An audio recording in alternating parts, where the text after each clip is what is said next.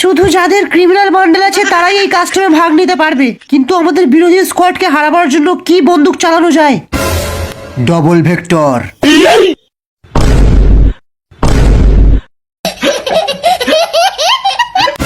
একদম ঠিক বলেছিস, আমিও ডবল ভেক্টর নেব।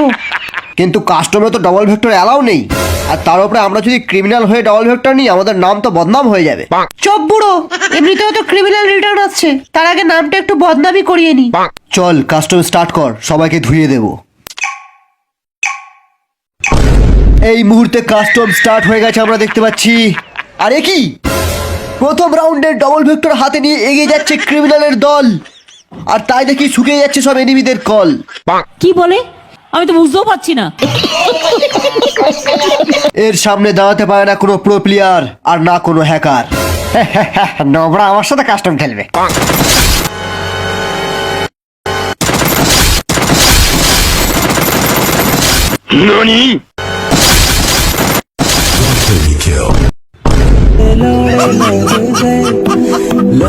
অন্যদিকে চাচার গাড়ি নিয়ে এগিয়ে যাচ্ছে আমাদের ভল্লাল, যদিও এ ছিঁড়তে পারে না কারোর একটাও বাল।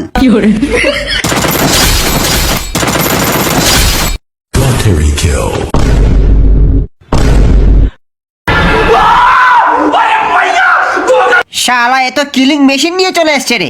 আরে নোবরার দল, প্রথমে স্কাইলার দিয়ে ওয়ালটা ভাঙ, তারপর সবাইকে গুছিয়ে খেলা।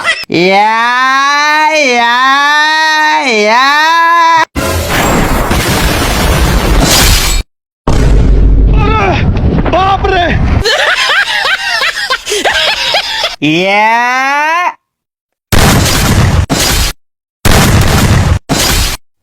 এই সালা, এইবার মজা লাগবে।